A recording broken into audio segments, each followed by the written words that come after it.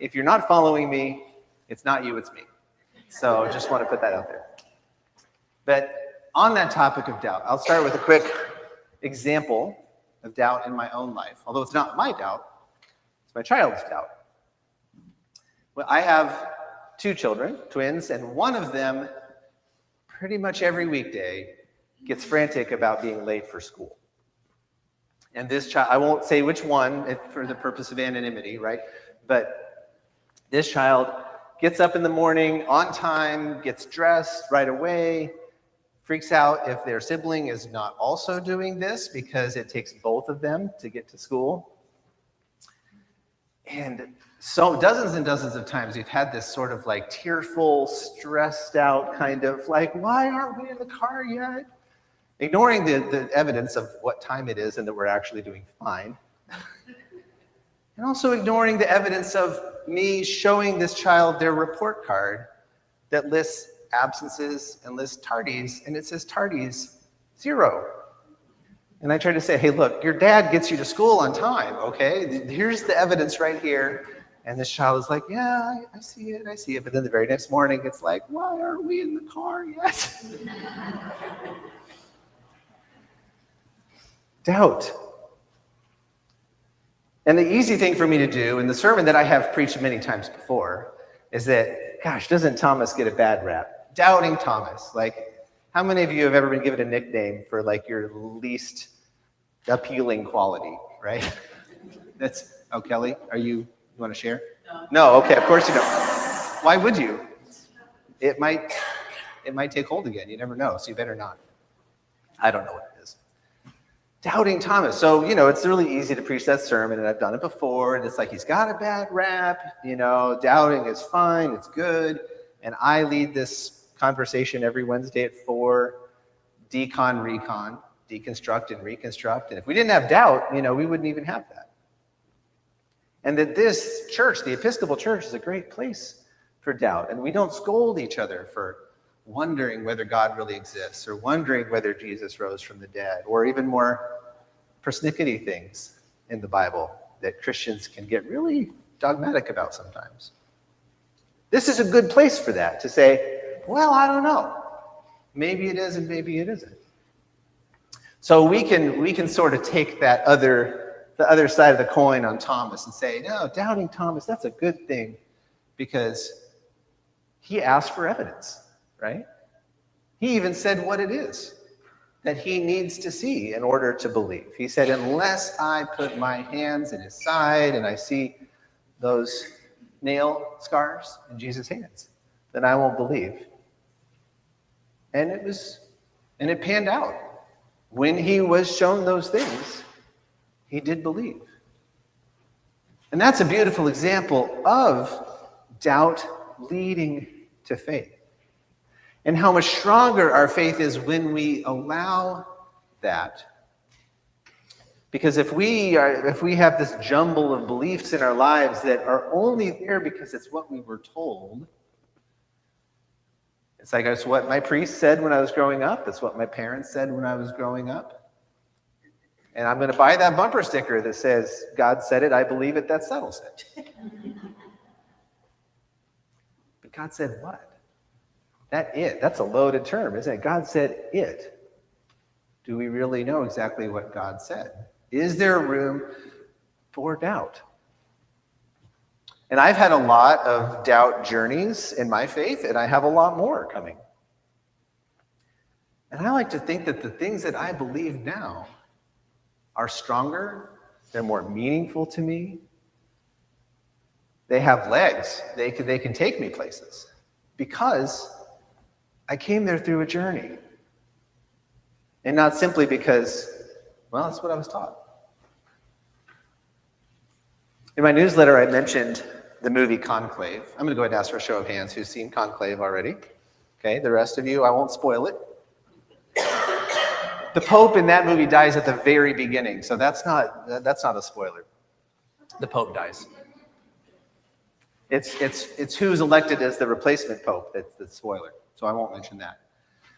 But in the newsletter, I mentioned a sermon given by Dean Lawrence, Cardinal Lawrence, in the movie, who's the main character. And what's kind of easy to miss as he's giving this sermon is the fact that he mentions himself, that even though there are some people in the conclave, some cardinals who are considering him to be the next pope, he's pushing back because he believes that his faith is not sufficient. He says, I've been having doubts. And there are some people talking about this. You have doubts about the existence of God or doubts about what? And he said prayer. So even though the movie doesn't go into it, he briefly explains that he hasn't been able to pray. And there's another point in the movie where it mentions that the Pope himself, who just died, had his doubts. And they said, was he having doubts about God? And he said, no, never about God. He was having doubts about the church. That's a tough place to be in when you're the Pope. Well, then fix it. You're in charge. Right? And so that defines a lot of how the movie unfolded, these doubts that the Pope had been having before he passed, and some of the things that he set in motion. But I want to get back to that sermon that Cardinal Lawrence preached, where he said that I have come to see perhaps the most dangerous sin, I'm not quoting this perfectly, but the most dangerous sin as the sin of certainty. Because what do we call this? This is a religion, it's a church, it's a denomination, it's tradition. But one of those capital letter terms that we use for us is faith. Am I preaching to myself now? I should be preaching to myself, shouldn't I? One finger pointed at you and four fingers pointed back at me. We call ourselves a faith, capital F, faith, but it seems like we've so often gotten more interested in certainty than in faith. And can those two things coexist? And that's one of the things that Cardinal Lawrence is asking. It's like, how do we call ourselves a faith while also worshiping certainty? Is there any room left for mystery? Is there any room left for faith? But I actually want to depart from him on that one point. He makes faith the ground of all things, as if to have faith is the point. But if to have faith is the point, then who are we having faith in? The one you're having faith in should be the point, right? Connection to our Creator, co-creating with our Creator is the point. Relationships is the point. Service is the point. Faith is just a vehicle to get there. But if we have all of a sudden decided that faith is not a path to our Creator, but certainty is, and I think that's what Cardinal Lawrence was getting at. Because we were not made to know these things 100%. Because we see exactly what happens. Dogma happens, exclusion happens. These big walls that we build around ourselves, this tribalism happens. Those are the byproducts of certainty. So that brings me back to what Jesus says to Thomas. Jesus didn't say, good for you, doubting like that. I love this journey. I want to journey with you on this path to truth. Those are things that I say, right? It's not what Jesus said. He said, don't doubt, but believe. So I can't skip over the fact that Jesus said, don't doubt. And I think that's what a lot of the dogmatists land on and stop. They say, don't doubt. Doubt is bad. Never doubt. But that's why I told that story of my child at the beginning. That doubt. Is that doubt despite the evidence? My child doubted despite the evidence. Now, when they were younger, that trust was natural, right? But maturing little by little, And those doubts creep in and they start to demand evidence, don't they? And I think what a dogmatist might say is that believe in spite of evidence. To believe in spite of no evidence. That faith is its own reward, which basically translates to believe what I tell you to believe. But Jesus isn't saying believe what I tell you to believe. He's saying come and see. See for yourself. Put that hand on my side.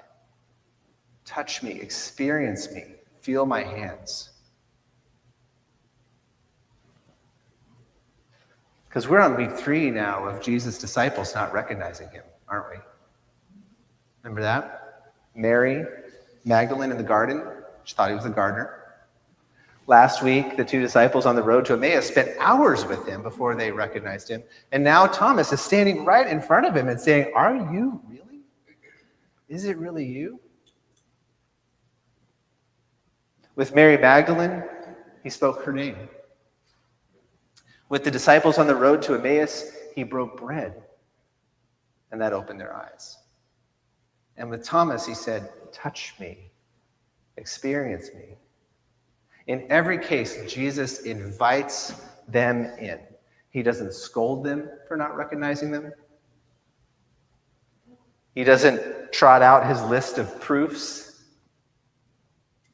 and his debate arguments. He says, come and see. Experience me. And I hope that that is the shape that our faith takes. Lastly, you'll see the title of my sermon in there is QAF, which is a little cryptic. Back in my church planning days, we had a discussion group, not unlike the Decon Recon that we're having on Wednesdays, but we called it the QAF sessions. And all the time people would ask me, what does QAF stand for? Which is fair. And I tell them, doesn't really stand for anything. It's FAQ backwards. And we live in an FAQ society, frequently asked questions, right? Every website worth its salt has an FAQ page. And it's good, it's helpful. You know, when you're trying to buy a mattress or something, you might see FAQ. What are the questions people are frequently asking, and what are the answers to those questions? We live in an FAQ society, and for the most part, we live in an FAQ church. And I'm just as bad as anybody. I had Episcopal 101, the confirmation class.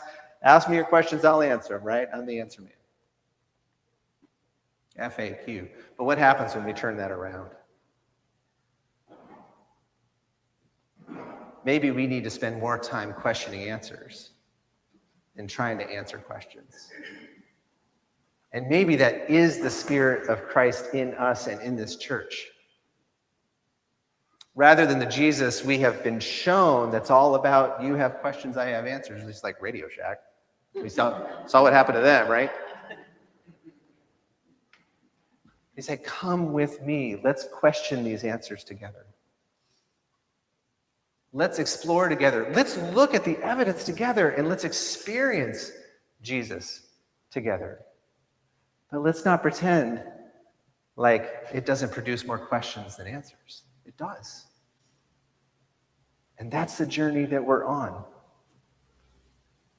And it's a beautiful journey to be on during this resurrection season. See, yes, we went through death. And yes, we have come into new life. But what does that mean for us? Let's just keep on questioning those answers together, shall we? Amen.